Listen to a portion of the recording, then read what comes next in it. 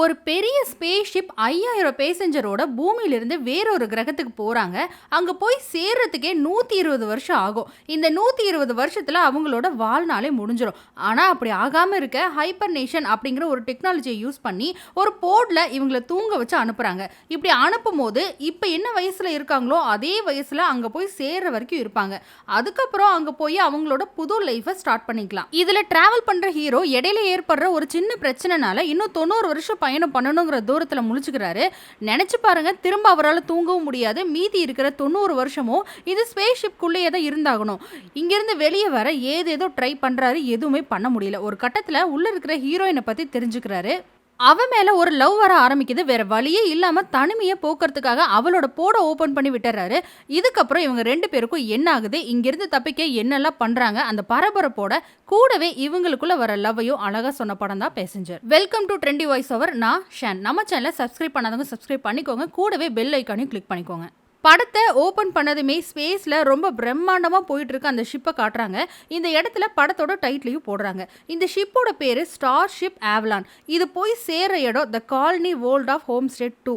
இதுக்குள்ளே ரொம்ப ஃபியூச்சரிஸ்டிக்காக இருக்கிற ஸ்ட்ரக்சர் எல்லாம் காட்டுறாங்க. இதனோட ஸ்டேட்டஸ் ஆட்டோ பைலட்னு போட்டிருப்பாங்க. அதாவது இதை இயக்கிறதுக்கு ஹியூமன் தேவையில்லை, அதுவே தானாக கண்ட்ரோல் பண்ணிக்கும். இந்த இடத்துல ஹைபர்னேஷன் அப்படிங்கிற இந்த டெக்னாலஜியோட க்ரூ மெம்பர்ஸ் 258 பேர் இருப்பாங்க. அவங்களும் இதே மாதிரி தான் தூங்கிட்டு இருப்பாங்க. இது பேசஞ்சர் இருக்கிற இடம். இதில் 5000 பேர் இருப்பாங்க. இப்போ என்னன்னா, இந்த ஸ்பேஸ் ஷிப் போயிட்டு இருக்கும் போது ஒரு சில விண்கல்கள் எல்லாம் இது மேலே வந்து மோதுது. அதை ப்ரொடெக்ட் பண்ணுறதுக்கு அந்த ஷிப்புக்கு முன்னாடி ஒரு ஷீல்டு மாதிரி இருக்கு. அது ஆட்டோமேட்டிக்காக ஆன் ஆயிடுது. எவ்வளோ பெரிய விண்கல் அட்டாக் வந்தாலுமே அதை சமாளிக்கிறதுக்கு உண்டான டெக்னாலஜி இதில் இருக்கு. அப்படி ஒரு பெரிய விண்கல் வந்து மோதுது. அதை தகர்த்திட்டு இந்த ஷிப் போயிட்டே இருக்கு. ஆனால் இதில் ஏற்படுற அதிர்வுனால அந்த ஷிப்புக்குள்ள பவர் எல்லாம் ஆஃப் ஆகி ஆன் ஆகுது. அங்க இருக்க சிஸ்டத்திலேயே ஒரு சில எரர் எல்லாம் ஆகுது. ஆனா ஆட்டோமேட்டிக்கா அதுவே சரி பண்ணிக்குது. இப்போ எல்லாமே கரெக்டா போயிட்டு இருக்கு. ஒரே ஒரு போர்டு மட்டும் எரர் காட்டிக்கிட்டே இருக்கு. அந்த போர்ட்ல இருக்கிற இவரு தான் இந்த படத்தோட ஹீரோ ஜேம்ஸ் பிரின்ஸ்டோன். இப்போ அந்த போர்ட்ல ஒரு சில டீடைல்ஸ் எல்லாம் இண்டிகேட் பண்ணிட்டு அவனுக்கு ஆட்டோமேட்டிக்கா ஒரு இன்ஜெக்ஷனே போடுது. இவ்வளோ நாள் ஹைபர்னேஷன்ல இருந்த ஹீரோ இப்பதான் மூச்சு விடுறான். இப்போ அந்த போர்டு ஓபன் ஆகி அவனுக்கு முன்னாடி ஒரு ஸ்கிரீன் வருது. அதுல ஏரோஸ்டஸ் மாதிரி ஒரு பொண்ணு வந்து பேசுது. குட் மார்னிங், நீங்க எப்படி ஃபீல் பண்றீங்க? பயப்படாதீங்க, நீங்க நார்மலா தான் இருக்கீங்க. 120 வருஷம் நீங்க தூக்கத்துல இருந்ததுனால கொஞ்சம் அப்நார்மலா இருக்கீங்க. மூச்சு இழுத்து விடுங்க இப்படி சொல்லிட்டு இருக்கு. நான் எங்க இருக்கேன்னு கேக்குறா. நீங்க ஸ்டார்ஷிப் ஆவலான்ல இருக்கீங்க. இது வந்து ஹோம்ஸ்டெட் கம்பெனியோட பிரீமியர் ஸ்டார்ஷிப். நீங்க பூமியில இருந்து இந்த புது இடத்துக்கான பயணத்தை ஆல்மோஸ்ட் கம்ப்ளீட் பண்ணிட்டீங்க. இப்படி சொல்லிட்டு அந்த ஹோம்ஸ்டெட் பிளானட்டோட விஷுவலை காட்டுது. இப்போ இருந்து இன்னும் 4 மாசத்துக்கு நீங்க ஸ்பேஸ்ல டிராவல் பண்ணுவீங்க. இங்க இருக்கிற லக்ஸரியான இடம், ஃபுட்டு, மனுஷங்க இது எல்லாத்தையும் நீங்க என்ஜாய் பண்ணலாம். உங்க கையில இருக்க இந்த பேண்டு தான் இங்க இருக்கிற இடங்களுக்கு போறதுக்கு உண்டான கீ. உங்க கேபினுக்கு நீங்க போகலான்னு சொல்லிடுது. இப்போ அவன் எந்திரிச்சு அவனோட கேபினுக்கு வரான். அங்க இருக்கிற ஹேரோஸ்டர்ஸ் இந்த 4 மாசம் உங்களோட புது லைஃபுக்கு உண்டான ப்ரிப்பரேஷனை ஸ்டார்ட் பண்ணணும். உங்க கூட இருக்கிற மற்ற பேசஞ்சர்ஸை நீங்க மீட் பண்ணலாம். அவங்க கூட சேர்ந்து ஒரு சில ட்ரைனிங் கிளாஸஸ் எல்லாம் இருக்கும், அதை அட்டென்ட் பண்ணணும். உங்க ஐடியை கன்ஃபார்ம் பண்ணிட்டு உங்க லக்கேஜை எடுத்துக்கோங்கன்னு சொல்லிடுது. ஜிம் இப்போ ரொம்ப எக்ஸைட்டடா ரெடி ஆயிட்டு ஒரு மீட்டிங் ரூம்குள்ள போறாரு. அங்க இவனை தவிர வேற யாருமே இல்ல. அங்கேயும் ஒரு விர்ச்சுவல் ஹேரோஸ்டர்ஸ் வந்து பிளானட் பத்தியும் அங்க எந்த மாதிரி லைஃப் ஸ்டைல் இருக்கும் அப்படிங்கறத பத்தியும் எக்ஸ்பிளைன் பண்ணிட்டு இருக்கு. அந்த இடத்துல யாருமே இல்லைங்கிறதுனால கன்ஃபியூஸ் ஆகிற ஜிம் அவங்க கிட்ட பேச ட்ரை பண்றான். அதை கண்டுக்காம திரும்ப அது பேசிக்கிட்டே இருக்கு. ஒரு கட்டத்துல ஏன் நான் மட்டும் இங்க தனியா இருக்கேன், மத்தவங்க எல்லாம் எங்கன்னு கேக்குறான். எல்லாரும் இங்கே தானே இருக்காங்க, நம்ம எல்லாரும் ஆவலான் அப்படிங்கிற ஒரு ஸ்டார்ஷிப்ல இருக்கோம்னு அது சொல்லுது. இப்பதான் அவனுக்கு புரியுது ஏதோ ஒரு பிரச்சனை நடந்திருக்குன்னு, நாம மட்டும் தான் எந்திரிச்சிருக்கோம் அப்படின்னு. இப்ப அங்க வேற யாராவது இருக்காங்களான்னு தேடி ஓடிட்டு இருக்கான். அங்கிருந்து ஒரு லிஃப்ட்ல ஏறி மேல இருக்க ஒரு ஃப்ளோருக்கு போறான். அங்க ஒரு பெரிய ஹால் இருக்கு. ஆட்டோமேட்டிக்கா அங்க லைட்ஸ் எல்லாம் ஆன் ஆகி அங்க இருக்கிற ஃபங்க்ஷன் எல்லாம் ஸ்டார்ட் ஆகுது. அங்க இருக்கிற ஒரு ஏஐ வாய்ஸ் உங்களுக்கு ஏதாவது ஹெல்ப் வேணுமான்னு கேக்குது. இங்க வேற யாராவது இருக்காங்களா, நான் அவங்க கிட்ட பேசுறேன்னு சொல்லி கேட்கறான். ஓ அப்படியா, உங்களுக்கு ஏதாவது டிராவல் பிளானர் வேணுமா, தெரபிஸ்ட் வேணுமா, இப்படி ஏஐல இருக்கிறவங்களே காட்டுது. இதுக்கப்புறம் இதுகிட்ட பேசி பிரயோஜனம் இல்லைன்னு உள்ள போய் பார்க்கறான். அங்கேயும் யாரும் இல்ல. திரும்ப அந்த வாய்ஸ் கிட்டே வந்து ஒரு எமர்ஜென்சி, நான் ஷிப்போட கேப்டனை பார்க்கணும்னு கேட்கறான். அப்போ கமாண்டரிங் இந்த இடத்துல தான் கேப்டன் இருப்பாருன்னு சொல்லி அவசரமா அங்க ஓடி போய் பார்க்கறான். அங்க ஒரு டோர் இருக்கு. அவனோட கீயை வச்சு ஓபன் பண்ணி பார்க்கறான். திரும்பவும் அங்க ஒரு டோர் இருக்கு. ஸ்பெஷல் ஆத்தரைசேஷன் வேணும்னு சொல்லுது. இன்னொரு ரூம் சிஸ்டம்க்கு போறான். இது ஒரு கூகுள் மாதிரி சர்ச் இன்ஜின் இன்ஃபர்மேஷன் குடுக்குற ஒரு ஏஐ. இதுகிட்ட நார்மலா பேசுறான். "சீக்கிரமே போய் லேண்ட் ஆக போறோமா? நான் ஒருத்தன் தான் இங்க முழிச்சிருக்கேன்." இப்படி பேசிட்டே இருக்கான். அப்ப அந்த வாய்ஸ் சொல்லுது, "எனக்கு புரியல. நான் உங்களுக்கு என்ன காமிக்கணும்னு?" கேக்குது. இப்ப அவன் புரிஞ்சுக்கிட்டு ஷோ மீ ஹோம் ஸ்டேட்ன்னு அந்த பிளானட் பத்தி கேக்குறான். இப்ப அவன் கண்ணு முன்னாடி விஷுவலா ஹோம் ஸ்டேட் பத்தி ஒரு எக்ஸ்பிளைன கொடுக்குது. நாம இப்ப எங்க இருக்கோம்னு கேக்குறான். நாம அதுக்கு போயிட்டு இருக்கோம். இன்னும் 90 வருஷத்துல அங்க போயிடுவோம்னு சொல்லுது.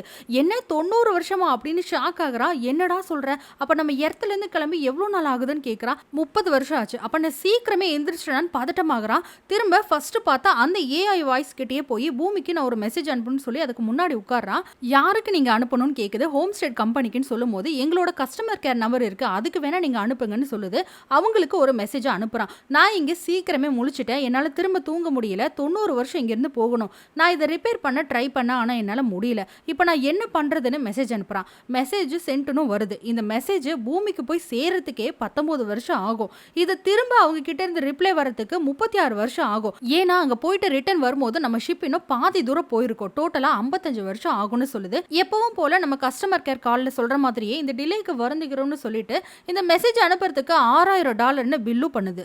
அங்கிருந்து ஒரு வெறுப்போட போயிட்டு இருக்கான். அப்ப திடீர்னு அங்க இருக்க ஒரு பார்ல ஒருத்தன் நின்னுட்டு இருக்கிறத பார்த்துட்டு, நான் மட்டும் தான் இங்க முழிச்சிருக்கேன்னு நினைச்சேன். இப்ப நீ இங்க இருக்கிறத பார்த்து எனக்கு ரொம்ப சந்தோஷமா இருக்குன்னு கிட்ட ஓடி போய் பேச போறான். பார்த்தா அது ஒரு ரோபோ.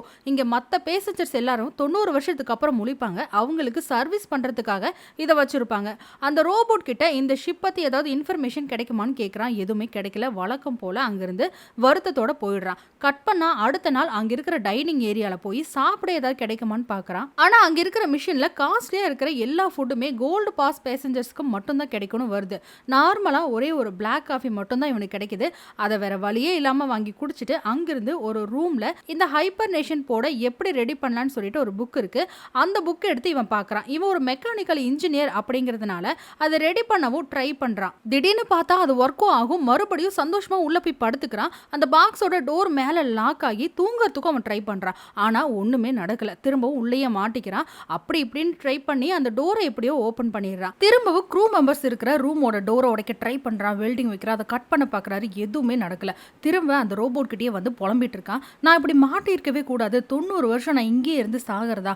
இதுக்கு வேற வழியே இல்லையான்னு யோசிச்சுட்டு இருக்கும் போது அப்ப அந்த ரோபோட் சொல்லுது, நீ கவலைப்படுறதை விட்டுட்டு இங்க எப்படி சந்தோஷமா இருக்கலாம்னு யோசி அப்படின்னு. அப்ப அவனுக்கு ஒரு சின்ன மோட்டிவேஷன் எல்லாம் இருக்கு. அப்போ அங்க காஸ்ட்லியா ஒரு ஷூட் ரூம் இருக்கு. அதை எப்படியோ ஓபன் பண்ணிடுறான். அது பயங்கர லக்ஸரியா இருக்கு. அதை என்ஜாய் பண்றான். அங்க இருக்கிற கேம்ஸை விளையாடுறான். வீடியோ கேம், தியேட்டர் இந்த மாதிரி நிறைய இருக்கு.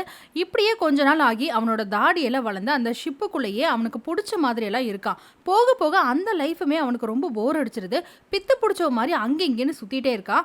அப்ப அங்க இருக்கிற ஒரு ரூமை பார்க்கறான். அதுக்குள்ள ஸ்பேஸ் ஷூட்லாம் வச்சிருப்பாங்க. இது எதுக்குன்னா விருப்பப்பட்டா இந்த ஸ்பேஸ் ஷூட்டை போட்டுக்கிட்டு இந்த ஷிப்புக்கு வெளியே போய் ஸ்பேஸ்ல சுத்திட்டு வரலாம். அந்த ஃபெசிலிட்டிக்காக வச்சிருப்பாங்க.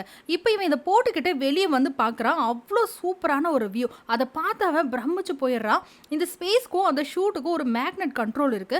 அதை ரிலீஸ் பண்ண உடனே அந்த ஸ்பேஸ்ல அப்படியே பறக்கிறான். அந்த ஷிப்ல இருந்து தொலைஞ்சு போகாம இருக்கிறதுக்கு ஒரு கேபிளும் அட்டாச் பண்ணியிருக்கு. அப்படியே அந்த ஸ்பேஸ்ல ஒரு ரவுண்டு வரான். அவனுக்கு இது ஒரு புது எக்ஸ்பீரியன்ஸா கொடுக்குது.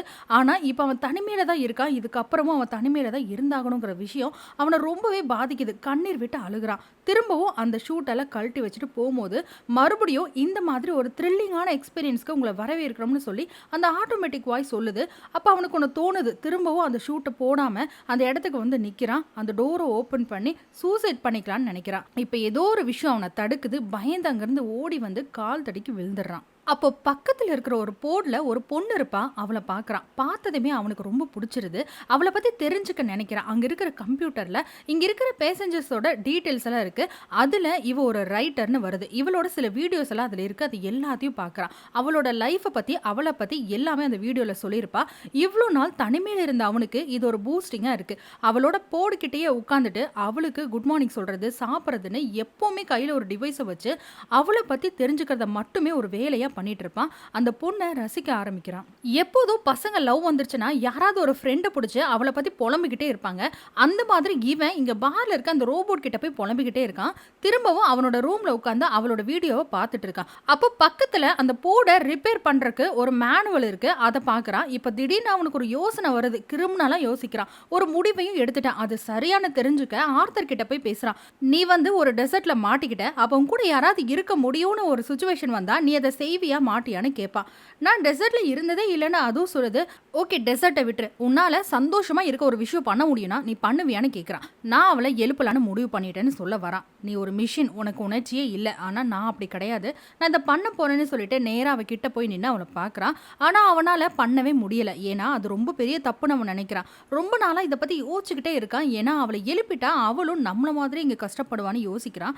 அவன் எழுப்பணும்னு நினைச்சாலும் அவனோட உள் மனசு அது தப்பு வேண்டான்னு சொல்லிக்கிட்டே இருக்கு. திரும்ப திரும்ப யோசிக்கிறான். கடைசியா ஒரு நாள் முடிவு பண்ணி அவனோட தாடியெல்லாம் சேவ் பண்ணிட்டு டூல்ஸ் பாக்ஸோட அவ போர்டு முன்னாடி வந்து நிக்கிறான். இவ்வளோ பெரிய முடிவு எடுக்கும் போது என்ன மாதிரி ஒரு மனநிலை இருக்குமோ அந்த பதட்டம் அவரோட முகத்துல நல்லா தெரியும். அந்த அளவுக்கு சூப்பரா நடிச்சிருப்பாரு. கடைசியா அவளோட ஃபேஸை ஒரு குற்ற உணர்ச்சியோட பார்த்துக்கிட்டு அந்த போர்டை எதுதோ பண்ணி ஒரு வழியா அதை ஓப்பன் பண்ணி விட்டுறான். அவ எந்திரிக்கிறதுக்கு முன்னாடி அந்த டூல்ஸ் எல்லாம் எடுத்துட்டு அங்கிருந்து ஓடிடுறான். நேரா அவனோட ரூம்ல போய் அந்த டூல்ஸ் எல்லாத்தையும் மறைச்சு வச்சுட்டு எவ்வளோ பெரிய தப்பு பண்ணிட்டோங்கிற பயத்தோட கொஞ்ச நேரம் அங்க உட்காந்துட்டு திரும்ப என்ன நடக்குதுன்னே தெரியாத மாதிரி அவ இருக்கிற இடத்துக்கு வரான். இப்ப அரோரா யாராவது இருக்கீங்களான்னு கேட்டுட்டே அந்த ஹால்குள்ள வந்துட்டு இருக்கா. அப்போ ஜிம் கிட்ட போய் பேச போறா. நீங்க பேசஞ்சரா இல்ல க்ரூ மெம்பரான்னு கேட்குறா. இல்ல நான் பேசஞ்சர் தான், என்னோட பேர் ஜிம், நான் அரோரான்னு சொல்றா. என்னோட ரோல யாருமே ஏன் எந்திரிக்கல, இங்க யாருமே இல்ல, இங்க என்ன நடக்குதுன்னு கேட்குறா. எனக்கும் இதே தான் நடந்ததுன்னு இவனுக்கு நடந்ததை பத்தி அவகிட்ட சொல்றான். நாம முன்னாடியே முழிச்சிட்டோம், இன்னும் 89 வருஷம் இந்த ஷிப்ல பயணம் பண்ணணும், அப்பதான் அந்த இடத்துக்கு போய் சேர முடியும்னு எக்ஸ்பிளைன் பண்ணிட்டு இருக்கான். க்ரூ மெம்பர்ஸ் இருக்கிற இடத்துக்குமே கூட்டிட்டு போறான். அந்த டோரை உடைக்க இவன் பண்ண எல்லாத்தையும் அவ பாக்குறா. இப்ப அரோரா அவகிட்ட கேட்குறா, நீ எத்தனை வருஷமா முழிச்சிட்டு இருக்கேன்னு. 1 வருஷம் 3 வாரம்னு சொல்றா. ரொம்ப பதட்டமாகற அரோரா, இல்ல இல்ல இப்படி நடந்திருக்கவே கூடாது, கண்டிப்பா நான் திரும்பவும் தூங்க போறேன்னு சொல்லிட்டு வேகமா அவளோட போர்டு இருக்கிற இடத்த தேடி ஓடி போறா. இல்ல உன்னால முடியாதுன்னு சொல்லிட்டு பின்னாடி இவனும் ஓடி போறான். ஹைபர்னேஷன் போறதுக்கு ஸ்பெஷல் எக்யூப்மெண்ட்ஸ் எல்லாம் தேவை, அதுக்கு நிறைய ப்ரொசீஜர் இருக்கு, அதுக்கப்புறம் தான் அதை பண்ண முடியும், இங்கே நம்மளால அதை பண்ணவே முடியாதுன்னு சொல்றான். அப்போ நம்ம திரும்ப தூங்கவே முடியாதுன்னு கேட்குறப்ப நோன்னு சொல்றான். இல்ல இல்ல இதுக்கு ஏதாவது ஒரு வழி இருக்கும்னு சொல்லிட்டு ரொம்ப வருத்தப்படுறா. சரி ஹைபர்னேஷன்ல இருந்து வந்தனால நீ ரொம்ப டயர்டா இருப்ப, போய் தூங்குன்னு சொல்றா. போகும்போது அவனை திரும்பி பார்த்து, என்னால நம்பவே முடியல, நீ 1 வருஷமா இங்க இருக்கியா, அது ரொம்ப கஷ்டமான விஷயம், குட் நைட் ஜிம்னு சொல்லிட்டு அங்கிருந்து போயிடுறா. இப்ப திரும்ப ஆர்த்தர் கிட்ட வரான். இவனை பார்த்ததுமே இப்ப எப்படி இருக்க முகர அப்படிங்கிற மாதிரி அது ஒரு லுக்கு விடுது. உன்னோட நாள் எப்படி போச்சுன்னு கேட்கும் போது அரோரா முழிச்சிட்டான்னு சொல்றான். கங்க்ராச்சுலேஷன் அப்படின்னு அதுவும் சொல்லுது. இங்க பாரு இது ரொம்ப பெரிய சீக்ரெட், இதை உனக்குள்ளதான் நீ வச்சுக்கணும். இங்க பாரு நான் ஒரு ஜென்டில்மேன், இந்த மாதிரி பண்ணலாம் நான் மாட்டேன். அரோரா கிட்ட அவ ஆக்சிடென்டெல்லாம் எந்திரிச்ச மாதிரி சொல்லுன்னு கண்டிப்பா அப்படின்னு சொல்லுது. திரும்ப அரோரா எந்திரிச்சு ஜிம் ஆரம்பத்துல பண்ண எல்லா விஷயத்தையும் எவ்வளோ ட்ரை பண்றா. அங்க வர ஜிம் வாங்க சாப்பிட போலான்னு சொல்லி அவளை கூட்டிட்டு போறான். அங்க வழக்கம் போல இவனுக்கு இருக்கிற பிரேக்ஃபாஸ்ட்டை இவன் சாப்பிட்டு இருக்கான். அப்ப அரோரா ஒரு ரிச்சான லக்ஸரியான பிரேக்ஃபாஸ்டோட வந்து உட்கார்றா. இவனோட ஃபுட்டை பார்த்துட்டு, என்ன உன்னோட டேஸ்ட் இவ்வளோ கேவலமா இருக்கு, நான் கோல்டு கிளாஸ் பேசஞ்சர்ஸ் கிடையாது, எனக்கு இது மட்டும் தான் இங்க கிடைக்கும்னு சொல்றான். நான் 1 வருஷமா இதை தான் சாப்பிட்டு இருக்கேன்னு சொல்றான். இப்போ இவன் நான் உனக்கு ஹெல்ப் பண்றேன்னு சொல்லிட்டு அவ சாப்பிட்ற ஃபுட்டையே இவனுக்கும் வாங்கி கொடுக்குறா. திரும்ப அங்கே என்ன பண்ணலான்னு பேசிட்டு இருக்காங்க. அப்போ ஜிம் சொல்கிறான், நான் எல்லாமே ட்ரை பண்ணிட்டேன், இங்கே எதுவுமே கிடையாதுன்னு சொல்கிறான். இல்லை கண்டிப்பாக ஏதாவது வழி இருக்கும், ஏதாவது நீ ட்ரை பண்ணியிருக்கணும் அப்படின்னு சொல்லும் போது, நான் எல்லாமே ட்ரை பண்ணிட்டேன், 1 வருஷமாக நான் இதை மட்டும் தான் பண்ணிட்டு இருந்தேன், நான் அதை விடுற மாதிரி இல்லைன்னு சொல்லிட்டு அவள் அங்கேருந்து எந்திரிச்சு போயிடுறா. அங்கே இருக்க கம்ப்யூட்டரில் ஏதாவது வழி இருக்கான்னு செக் பண்ணிட்டு இருக்கா. இப்போ க்ளீன் பண்ணிட்டு இருக்க ஒரு போர்டு ஏதோ எரர் ஆன மாதிரி அங்கே இருக்கிற ஒரு டோர் இடிச்சுட்டே இருக்கு. இதை ஜிம் பார்க்குறான். கட் பண்ணா அரோரா ஒரு ரைட்டர் அப்படிங்கிறதுனால இங்கே நடந்த விஷயங்களை கதையாக எழுத ஆரம்பிக்கிறா. நான் முழிச்சு 7 நாள் ஆச்சு, என்னால் நம்ப முடியல, மீதி இருக்க லைஃப் ஃபுல்லாக நான் இங்கே தான் ஸ்பெண்ட் பண்ணி ஆகணுமா, இங்கே என் கூட இன்னொருத்தனும் முழிச்சிட்டு இருக்கான், அவன் பேர் ஜிம். எங்களுக்கு ஏற்பட்ட இந்த விதியை அவன் கொஞ்சம் கொஞ்சமாக அக்செப்ட் பண்ணிக்கிட்டான். எனக்கு கொஞ்சம் பயமாக இருக்குது, எல்லாருமே இங்கே தூங்கிட்டு இருக்காங்க, என்னோட லைஃப் டைம் முடிகிற வரைக்கும் இந்த ஷிப்குள்ளே தெரியாத ஒருத்தர் கூட நான் பயணம் பண்ண போகிறேன். இப்படி தொடர்ந்து ஒரு கதையை எழுதிட்டு வரா. கட் பண்ணா திடீர்னு ஜிம் முன்னாடி வந்து, ஏன் நீ இப்படி பண்ணான்னு கேட்குறான். பயந்துடுறான், எங்க இவளுக்கு எல்லாம் தெரிஞ்சு போச்சோன்னு. நான் என்ன பண்ண அப்படின்னு கேட்குறான். எதுக்காக பூமியை விட்டு அந்த கிரகத்துக்கு போகணும்னு நினச்சேன், ஓ இதுதானா, நான் கூட பயந்தே போயிட்டேன்னு முழிக்கிறான். சரி நான் உன்னை இன்டர்வியூ பண்ண போகிறேன், நீ தான் ஃபெயிலியரான ஃபர்ஸ்ட் பர்சன், சொல்லு ஏன் நீ எர்த்தை விட்டு போகணும்னு நினச்சேன். 120 வருஷம் ட்ராவல் பண்ணணும், உன் ஃப்ரெண்ட்ஸு ஃபேமிலி யாரையுமே பார்க்க முடியாது, 100 வருஷம் கழிச்சு நீ இன்னொரு கிரகத்தில் கண் முழிக்க போகிற, இவ்வளோ பெரிய மாற்றம் எதுக்காக அப்படின்னு கேட்குறா. நம்மால் இதுவே நான் உங்ககிட்ட கேட்டால் நீ என்ன சொல்லுவேன்னு கேட்குறான். நான் தானே ஃபர்ஸ்ட் இன்டர்வியூ எடுக்கிறேன், ஃபர்ஸ்ட் நீ பதில் சொல்லுன்னு சொல்கிறா.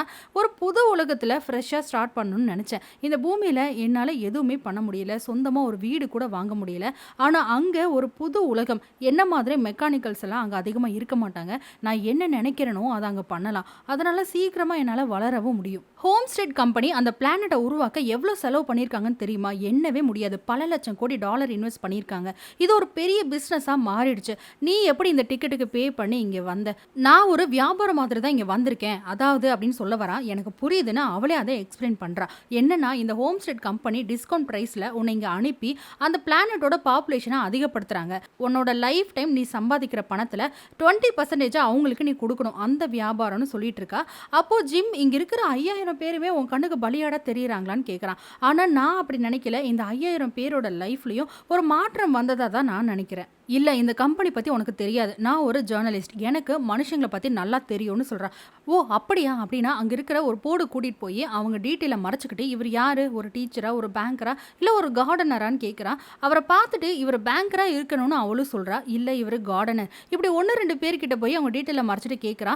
இவ எல்லாத்தையுமே தப்பா தான் சொல்றா. இது மூலமா அவன் என்ன சொல்ல வரான்னா, நம்ம யாருமே பீப்பிள ஜட்ஜ் பண்ண முடியாதுன்னு. அரோரா எதுக்கு இங்க வந்திருக்கேன்னு சொல்லிட்டு இருக்கா. அவ ஹோம் ஸ்டே வந்து 1 வருஷம் இருந்துட்டு திரும்பவும் எர்த்துக்கே போயிடுவேன்னு சொல்றா.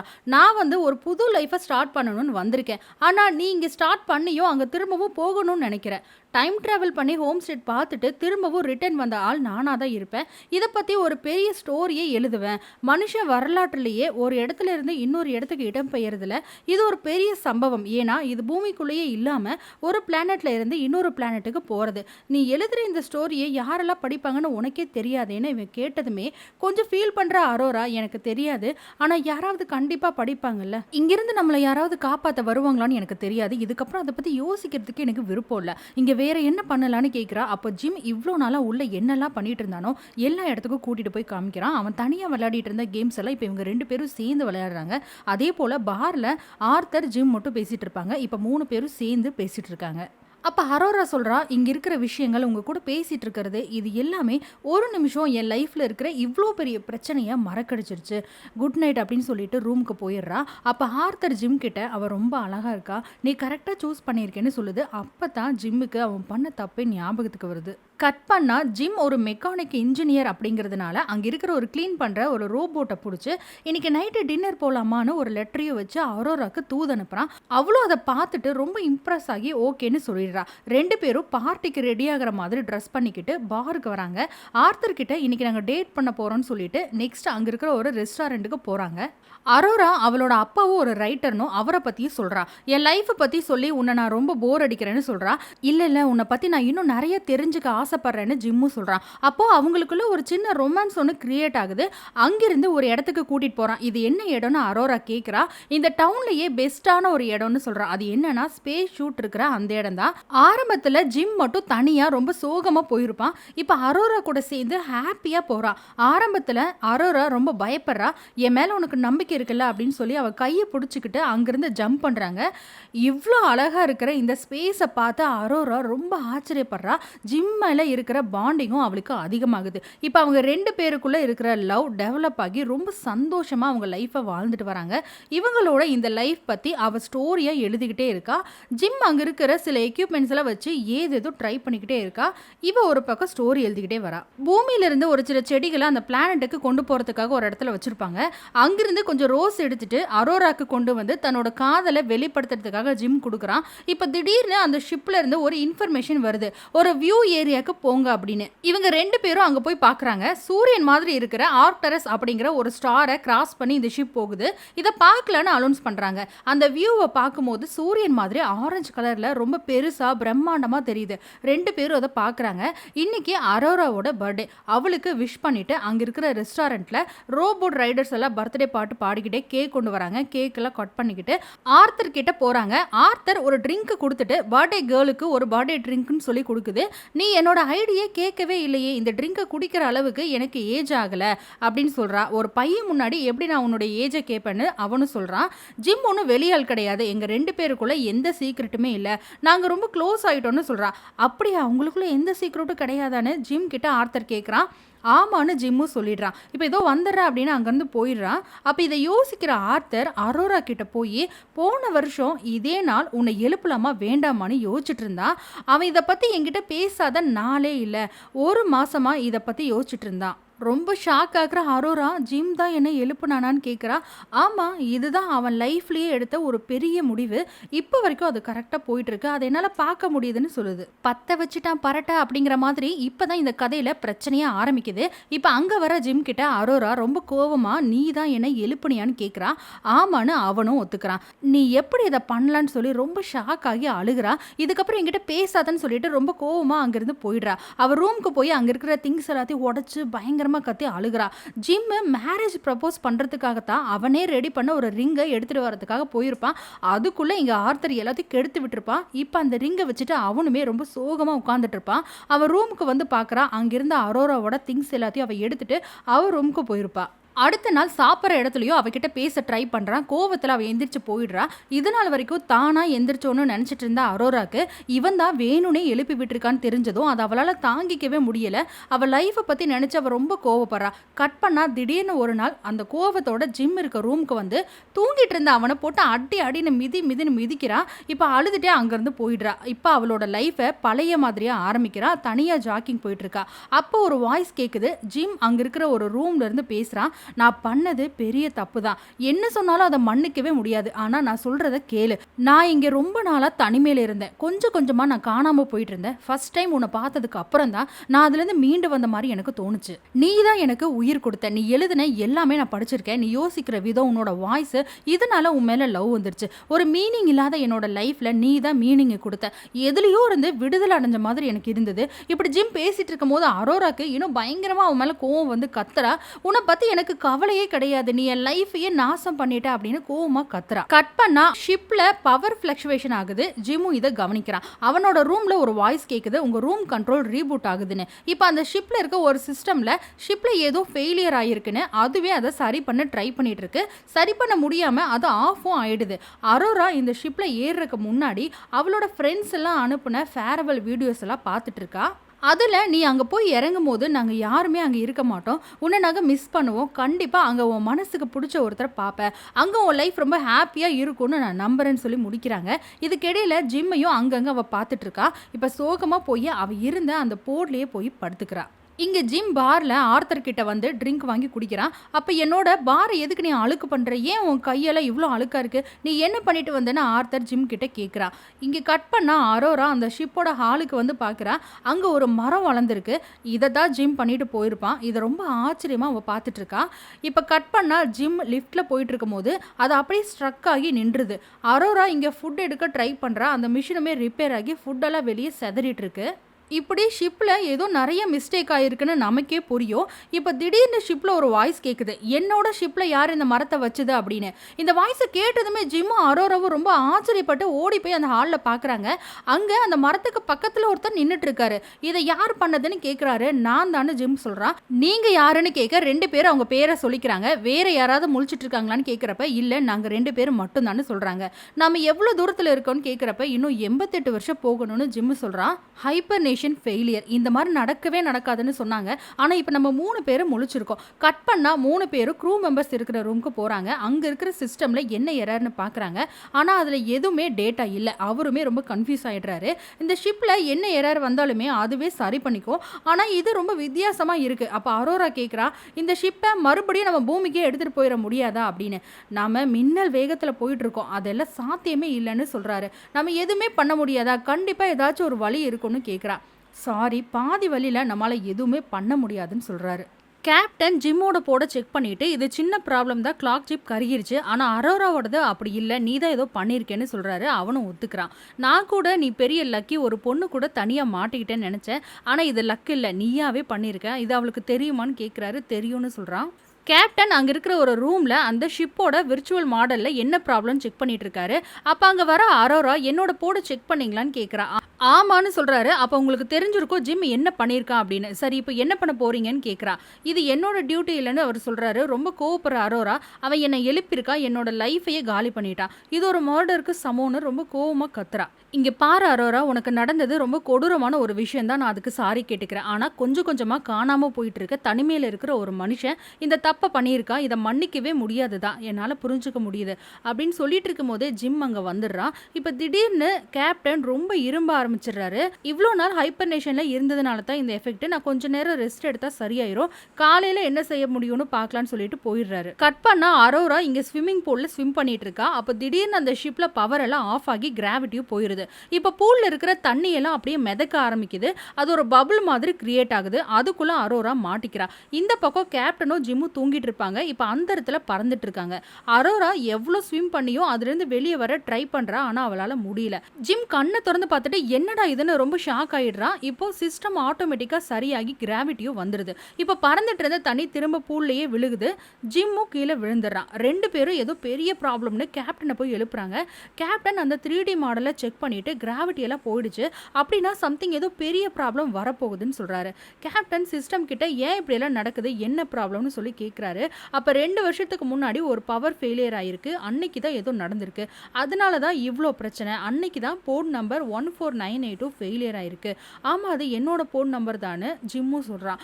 நாம எப்படியாச்சும் இந்த ப்ராப்ளத்தை கண்டுபிடிச்சு சரி பண்ணிடணும்னு சொல்றாரு. இல்லைன்னா என்ன ஆகும்னு அரோரா கேட்குறா. இந்த ஷிப்போட சிஸ்டமே ஃபெயிலியர் ஆகலான்னு சொல்றாரு. அப்போ அரோரா நம்ம இப்போ ஒரு மூழ்கிக்கிட்டு இருக்க கப்பல்ல இருக்கமான்னு கேட்குறா. கேப்டன் அவங்க 2 பேரையும் இந்த ஷிப் ஒர்க் ஆகிற மெயின் இன்ஜினியரிங் ஏரியாவுக்கு கூட்டிட்டு வராரு. ஒரு பெரிய விஷயம் ஏதோ ஒன்று இந்த ஷிப்பை இடிச்சிருக்கு. எங்க பிரச்சனை நம்ம கண்டுபிடிச்சு அதை சரி பண்ணிடணும். இப்படி இவர் சொல்லும் போது அந்த ஷிப்ல இருக்கிற அவ்வளோ பெரிய இடத்த காட்டுறாங்க. இதுல நம்ம எங்கிருந்து ஸ்டார்ட் பண்ண போறோம் அப்படின்னு சொல்லி அரோரா கேட்குறா. இந்த டைம்ல கேப்டன் மயங்கி கீழே விழுந்துடுறாரு. அவர் ஒரு போன்ல போட்டு ஸ்கேன் பண்றாங்க. அவருக்கு நூற்றுக்கணக்கான பிரச்சனைகள் இருக்குன்னு அந்த மிஷினும் சொல்லுது. உங்களோட ஆர்கன்ஸ் எல்லாமே செயலிழந்துட்டு வருது. இதுக்கு ஏதாவது ட்ரீட்மெண்ட் இருக்கா அப்படின்னு அரோரா கேட்குறா. இருக்கு, ஆனா அது எதுவுமே இவரோட உயிரை காப்பாத்துற அளவுக்கு இல்லை. அந்த அளவுக்கு மோசமா இருக்கு. நான் எவ்வளோ நாள் உயிரோட இருப்பேன்னு கேட்குறாரு. நீங்க ஆல்ரெடி உங்களோட இறப்பை நோக்கி போயிட்டு இருக்கீங்கன்னு சொல்லிட்டு ஒரு சில டேப்லெட்டும் கொடுக்குது. ரொம்ப வருத்தப்படுற கேப்டன் அங்கிருந்து அவரோட ரூமுக்கு கிளம்பிடுறாரு. இப்ப அங்கங்க பொருள் எல்லாம் விழுந்துகிட்டே இருக்கு. திரும்பவும் இவங்க 2 பேரும் கேப்டனை போய் பாக்குறாங்க. அவர் யூனிஃபார்மோட கம்பீரமா உட்கார்ந்துட்டு இருக்காரு. நான் பேசாம அந்த மாத்திரையை எடுத்துருக்கணும்னு சொல்றாரு. இப்ப ஜிம் அதை நான் போய் எடுத்துட்டு வரேன்னு போகும்போது இல்ல வேண்டாம், இங்க உட்காருன்னு சொல்லிட்டு நீங்க 2 பேரும் உங்களை பாத்துக்கோங்க அப்படின்னு கண்ணீர் விட்டுட்டே அவரோட ஐடியை எடுத்து ஜிம் கிட்ட கொடுத்து இதை வச்சு நீங்க எங்க வேணாலும் போலாம், என்ன பிரச்சனை இருக்குன்னு பார்த்து அதை சரி பண்ணுங்கன்னு சொல்லிட்டு அப்படியே சரிஞ்சு விழுந்துடுறாரு. அரோரா நம்ம இப்ப என்ன பண்றது அப்படின்னு கேட்குறா. இந்த டைம்ல திடீர்னு ஷிப்ல ஏதோ ப்ராப்ளம் ஆகி அதிருது. லைட்ஸ் எல்லாம் ஆஃப் ஆகி ரெட் லைட் மட்டும் எரிஞ்சிட்டு இருக்கு. நான் அந்த இன்ஜினியரிங் ரூமுக்கு போய் என்ன ப்ராப்ளம்னு பார்க்க போறேன், அதுக்கு உன்னோட ஹெல்ப் தேவை அப்படின்னு சொல்றாரு. 2 பேரும் அந்த ரூமை நோக்கி ஓடுறாங்க. அப்ப அந்த ஷிப்ல கிராவிட்டி போய் 2 பேரும் காத்துல பறக்குறாங்க. இப்ப திரும்பவும் கிராவிட்டி வந்து கீழே விழுந்துடுறாங்க. பார்ல ஆர்த்தரும் அங்க இங்கன்னு ஓடி போய் அந்த டேபிளே தலையை வச்சு அடிச்சிட்டு இருக்கு. ஜிம் இப்போ அவனோட சிப்பை எடுத்து அதை ஆஃப் பண்ணிடுறாரு. இப்ப இன்ஜினியரிங் ரூம்ல ஓடி போய் இவ்வளோ பெரிய இடத்துல நம்ம எங்க போய் தேடுறது, ஏதாவது ஒரு பார்ட் உடஞ்சிருக்கும், அதை நம்ம தேடி பார்க்கலாம் வா அப்படின்னு சொல்லிட்டு ஒவ்வொரு பேனலாக ஓப்பன் பண்ணி செக் பண்ணுறாங்க. அப்போ ஒரு குறிப்பிட்ட பேனல் மட்டும் ஓப்பன் ஆக மாட்டேங்குது. அப்போ அது ஒரு டூலை வச்சு ஓப்பன் பண்ண ட்ரை பண்ணுறாங்க. அப்போ டப்புன்னு அந்த டோர் ஓப்பன் ஆகி அரோரா காற்றுல இழுத்துட்டு போய் ஒரு இடத்த பிடிச்சிக்கிறா. அவங்க இருக்கிற அந்த ரூமில் ஒரு இடத்துல டேமேஜ் ஆகி ஓட்டை இருக்கு. அது வழியாக ப்ரெஷரான காற்று வந்துட்டு இருக்கு. இப்போ அங்கே இருக்கிற ஒரு டோரை க்ளோஸ் பண்ணாதான் இந்த ப்ரெஷர் கம்மியாகும். ஆக்சிஜன் லெவல் கம்மியாயிட்டே இருக்கு. சீக்கிரமா டோரை க்ளோஸ் பண்ணுங்க அப்படின்னு வார்ன் பண்ணிட்டே இருக்கு. இப்போ அங்கே இருக்கிற மிஷினை தள்ளி விட்டு அரோராவை பிடிக்க சொல்லி அந்த டோரையும் ஜிம் க்ளோஸ் பண்ணிடுறான். இப்போ ஆக்சிஜன் லெவலும் நார்மலாகி இவங்க தப்பிச்சிடுறாங்க. அந்த ரூமோட ஒரு வால்ல ஒரு பெரிய ஓட்டை இருக்கு. இதனால தான் இவ்வளோ பிரச்சனைகள் ஆயிருக்கு. இங்க இந்த ஓட்டை மட்டும் இல்லை, நிறைய இடத்துல இது ஆயிருக்குன்னு சொல்லி இன்னும் முன்னாடி இருக்க ஒரு ரூமுக்கு போறாங்க. இது பாசிபிளே இல்லை, இந்த ஷிப்ல இப்படியெல்லாம் ஓட்டையே ஆகாது, ஆனால் அதையும் தாண்டி ஏதோ நடந்திருக்கு, அதனால தான் இப்படியெல்லாம் இருக்குன்னு ஜிம் சொல்லிட்டு இருக்கான். அந்த ரூமுக்குள்ளே போய் பார்த்தா அந்த ஷிப்போட ஒரு பார்ட்டே நெருப்பு பிடிச்சி சுற்றி சுற்றி எரிஞ்சிட்டு இருக்கு. பக்கத்துலேயே ஒரு ரியாக்டர் கம்ப்யூட்டர் ஒன்று இருக்குது. அதில் இருக்க ஒரு பார்ட்டுமே டேமேஜ் ஆகிருக்கு. அதை பார்த்து அரோரா ரொம்ப பயப்படுறா. நம்ம செத்து போக போகிறோமா அப்படின்னு சொல்கிறா. இல்லை இந்த மிஷினுக்கு தேவையான பார்ட்ஸ் எல்லாம் இங்கே வச்சுருப்பாங்க அப்படின்னு சொல்லி ஒரு லாக்கரை ஓப்பன் பண்ணி அதுலேருந்து ஒரு பார்ட் எடுத்து அதை அதில் ரீப்ளேஸ் பண்ணுறான். அந்த நெருப்பு இன்னும் ஸ்பீடாக அங்கே இருக்கிற கண்ணாடியெல்லாம் உடச்சிட்டு இருக்கு. சீக்கிரமாக பண்ணுன்னு சொல்லி சொல்கிறா. அந்த கம்ப்யூட்டரும் இப்போ சரியாயிருது. ஆனால் அந்த நெருப்பு இன்னும் அணையலை, இன்னும் அந்த ப்ராப்ளம் சரியாகலை அப்படின்னு அந்த வாய்ஸ் சொல்லிகிட்டே இருக்கு. அப்போ அங்கே இருக்கிற ஒரு லிவரை ஆக்டிவேட் பண்ணுறான். அப்போவும் அது ரெடி ஆகலை. அங்கே இருக்கிற கம்ப்யூட்டரில் ஒரு எரர் காட்டுது. அதில் அவுட்டர் டோரு ஜாம் ஆயிருக்கு அப்படின்னு. அந்த டோரை ஓப்பன் பண்ணி இந்த ரியாக்டரை கூல் பண்ணாதான் இது சரியாகும், இல்லைனா இந்த ஷிப்பே வெடிச்சு செதறிடும்னு சொல்கிறான். இது எப்படி பண்ண போகிறோன்னு அரோரா கேட்கும்போது, நான் இந்த ஷிப்பை விட்டு வெளியே போய் அதை பண்ணுறேன்னு சொல்கிறான். ஒரு மைக்கு கொடுத்து நீ இதில் என் கூட பேசிக்கிட்டே இருன்னு சொல்கிறான். அப்போ அரோரா கேட்குறா, ஜிம் நினச்சி பாரு, அந்த டோர் ஓப்பன் ஆகி நீ கிட்ட போனால் என்ன ஆகும் அப்படின்னு. அப்போ பக்கத்தில் இருக்கிற ஒரு இரும்பு டோரை உடச்சி எடுத்துட்டு இதை வச்சு நான் அந்த நெருப்பை சீல் பண்ணிக்கிறேன்னு சொல்கிறான். இப்போ அந்த ஸ்பேஸ் ஷூட்டை போட்டுட்டு நமக்கு ஒன்றும் ஆகாது அப்படின்னு சொல்லிட்டு அங்கேருந்து வெளியே போகிறான். ரொம்பவே பயந்து போகிற அரோரா ஜிம் கிட்ட, கண்டிப்பாக நீ திரும்ப வந்துரு, நீ இல்லாமல் இந்த ஷிப்பில் என்னால் உயிரோடு இருக்கவே முடியாதுன்னு அழுதுகிட்டே சொல்கிறா. இப்போ ஜிம் வெளியே போய் இந்த ஷிப்பு கிட்ட பறந்துட்டு இருக்கா. இங்கே அரோரா உள்ளே ஓடி வந்து திரும்ப அந்த ரூம்குள்ளே பார்க்குறா. அந்த ரூம் ஃபுல்லாகவே ஃபயர் ஆகிருக்கு. அந்த ட்ரிகர் பண்ண வேண்டிய லிவருமே ரொம்ப சூடாக இருக்குது. அங்கே இருக்கிற ஒரு பாட்டில் இருந்து ஒரு போல்ட் மாதிரி வந்து அவள் கையிலேயே குத்திடுது. ஜிம் என்னாச்சு அப்படின்னு கேட்கும்போது, ஒன்றும் இல்லை நீ போ அப்படின்னு சொல்லிடுறா. இந்த ரூமில் டெம்பரேச்சர் அதிகமாயிட்டே இருக்குன்னு வார்னிங் வந்துகிட்டே இருக்கு. அவள் கையில் குத்தி இருக்கிற அந்த போல்ட்டை எடுத்துட்டு திரும்பவும் அந்த லிவர் கிட்ட போய் நிற்கிறா. ஜிம் அந்த டோர் இருக்கிற இடத்துக்கு போய் அதை ஓப்பன் பண்ணிடுறா. அதை ஓப்பன் பண்ணி அந்த லிவர்லேருந்து கையை எடுத்த உடனே திரும்பவும் அது க்ளோஸ் ஆயிடுது. அப்போ அரோரா கிட்ட, இந்த டோர் ஓப்பனில் இருக்கணும் அப்படின்னா நான் இங்கேயே இருந்தாகணும்னு சொல்கிறான். நீ அங்கே இருந்தா இதிலிருந்து வர நெருப்பில் எரிஞ்சு சாம்பலாயிருவ, வேற வழியே இல்லை, இன்னும் கொஞ்ச நேரத்தில் டெம்பரேச்சர் அதிகமாகி இந்த ஷிப்பே வெடிச்சிரும், நீ அந்த லிவரை ஆன் பண்ணுன்னு சொல்கிறான். அந்த லிவரை ஆன் பண்ணால் இந்த டியூப் வழியாக வர நெருப்பு அவ்வளோ ஃபோர்ஸாக வரும். அதனால் அரோரா நான் இதை பண்ண மாட்டேன்னு சொல்கிறான். இதை பண்ணாமல் விட்டுட்டா அந்த ஷிப்பே வெடிச்சிரும்னு அவன் சொல்கிறான். இல்லை நான் இதை பண்ணவே மாட்டேன், இதை பண்ணால் நீ செத்து போயிடுவ அப்படின்னு சொல்கிறான். இல்லை நமக்கு வேறு வழியே இல்லை, இந்த ஷிப்பில் 5000 பேர் இருக்காங்க, நீ இதை பண்ணி தான் ஆகணும்னு சொல்லும்போது கடைசியாக வேறு வழியே இல்லாமல் அழுதுகிட்டே அரோரா அதை ஆன் பண்ணிடுறா. ராக்கெட்டில் வர ஃபயர் மாதிரி ரொம்ப ஃபோர்ஸாக வந்து அவன் மேலேயே இடிக்குது. அவன் எடுத்துகிட்டு போன அந்த டோரை ஷீல்டு மாதிரி வச்சு தடுத்துட்டு ரொம்ப நேரம் அவங்க இருக்கான். ஒரு கட்டத்தில் உள்ள இருக்கிற டெம்பரேச்சரும் டவுன் ஆகுது, ரியாக்டரும் ஆன் ஆயிடுச்சு அப்படின்னு சொல்லுது.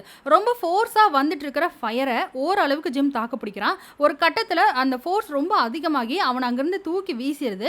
அரோரா, ஜிம் பேசு, நீ எப்படி இருக்கன்னு கேட்டுட்டு இருக்கா. அந்த ஸ்பேஸில் எந்த பிடிமானமும் இல்லாமல் பறந்துட்டு இருக்கான். அப்போ அந்த ஷிப்போட பின்பகுதி, அதாவது ஃபயர் மூலமாக ஃபோர்ஸ் கொடுக்குற அந்த இடத்துல அவன் போனான் அப்படின்னா கருகி போயிடுவான். இப்போ அரோரா கிட்ட அவன் இப்படி மாட்டிக்கிட்டதாகவும் அவனோட ஸ்பேஸ் ஷூட்டு டேமேஜ் ஆயிடுச்சு, அதனால நான் ஷிப்புக்கு திரும்ப வர முடியாதுன்னு சொல்கிறான். அப்போ அரோரா, நான் வரேன், நான் வந்து உன்னை கூட்டிகிட்டு போகிறேன்னு சொல்லி அவளும் இன்னொரு ஸ்பேஸ் ஷூட்டை போட்டுட்டு அந்த ரோப்பை அட்டாச் பண்ணிட்டு ஏஐ வாய்ஸ் கிட்ட ஜிம்மை லொக்கேட் பண்ணுன்னு சொல்கிறான். ஜிம்மோட லொக்கேஷனையும் காட்டுது. ஸ்பீடாக ஜம்ப் பண்ணி ஜிம் கிட்ட போயிடுறா. ஒரு 10 அடி தூரத்தில் அந்த கயிறு முடிஞ்சிருது. அவள் ஜிம் கிட்ட போக முடியாமல் திரும்பவும் ரிட்டன் அவனை விட்டுட்டு ரொம்ப தூரம் போயிடுறா. அவ்வளோதான், இனி ஜிம் அவளால் பிடிக்கவே முடியாது அப்படின்னு தெரிஞ்சு ரொம்ப ஃபீல் பண்ணி அழுகிறா. திடீர்னு பார்த்தா ஜிம்மோட ரோப் அவள் கையில் படுது. இப்போ ஸ்பீடாக அதை பிடிச்சி இழுத்து எப்படியோ ஷிப்புக்கு அவனை கூட்டிகிட்டு போயிடுறா. அங்கே இருக்கிற அந்த போர்டில் ரொம்ப கஷ்டப்பட்டு அவனை தூக்கிட்டு போய் படுக்க வச்சு அவனுக்கு என்ன ஆச்சுன்னு ஸ்கேன் பண்ணுறா. ஸ்கேனிங் எல்லாம் முடிச்சு, சாரி பேஷண்ட் இறந்துட்டாருன்னு சொல்லுது. அவகிட்ட இருக்கிற கேப்டனோட ஐடியை வச்சு அங்க இருக்கிற எல்லா ட்ரீட்மெண்ட்டையும் ஆன் பண்ணி விட்டுறா. ட்ரீட்மெண்ட் எல்லாமே முடிஞ்சும் அவன் எந்திரிக்கல. ரொம்பவே உடஞ்சு போற அரோரா கதறி அழுகிறா. ஆனா திடீர்னு ஜிம்முக்கு மூச்சும் வந்துருது.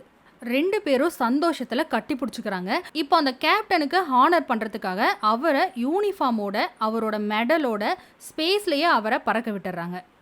இப்போ ஜிம் ஒரு விஷயத்த கண்டுபிடிக்கிறான். அங்கே இருக்கிற ஒரு இடத்துக்கு கூட்டிகிட்டு போய் இந்த போர்டில் ஹைப்பர்னேஷனுக்கு போக முடியும்னு சொல்கிறான். அப்போ அரோரா, இங்கே ஒரு போர்டு தான் இருக்குன்னு கேட்கும்போது, ஆமாம் எனக்கு இங்கேருந்து பழகிருச்சு, நீ மட்டும் போன்னு சொல்லும் போது, இல்லை நீ இல்லாமல் என்னால் போக முடியாதுன்னு சொல்கிறான். இப்போ 2 பேரும் அவங்களோட லைஃப்பை இந்த ஷிப்புக்குள்ளேயே முடிச்சுக்கிறாங்க. 88 வருஷம் கழிச்சு அங்கே தூங்கிட்டு இருந்த மற்ற பேசஞ்சர்ஸ் எல்லாரும் முழிச்சுக்கிறாங்க. ஹோம் ஸ்டே 2ங்கிற பிளானட்டுக்கு எல்லாரும் போகிறாங்க. அரோரா இவ்வளோ நாள் நடந்த எல்லா விஷயங்களையும் ஸ்டோரியாக எழுதிட்டு வந்திருப்பா. இப்போ அந்த ஸ்டோரி பேக்ரவுண்டில் போயிட்டுருக்கு. இதோட இந்த படம் முடியுது. இதே மாதிரி இன்னும் நிறைய இன்ட்ரெஸ்டிங்கான மூவிஸ் நம்ம சேனலில் இருக்குது. அதுக்கு நம்ம சேனலை சப்ஸ்கிரைப் பண்ணி வச்சுக்கோங்க. நெக்ஸ்ட்டு ஒரு சூப்பரான மூவியோட பார்க்கலாம்.